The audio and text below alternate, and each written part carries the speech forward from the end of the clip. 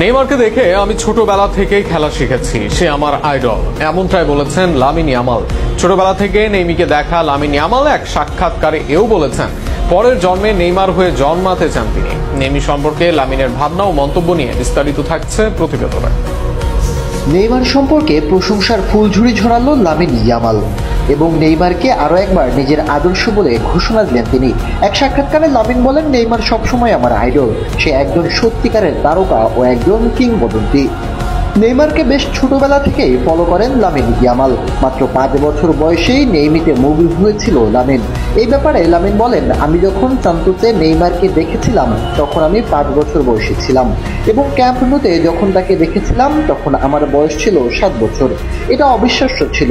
বার্সেলোনায় নেইমারের সেই সময়টার কথা বলতে গিয়ে মেসিকে অবিশ্বাস্য আর নেইমারকে আরও ভিন্ন কিছু বলেন লামিন ইয়ামাল।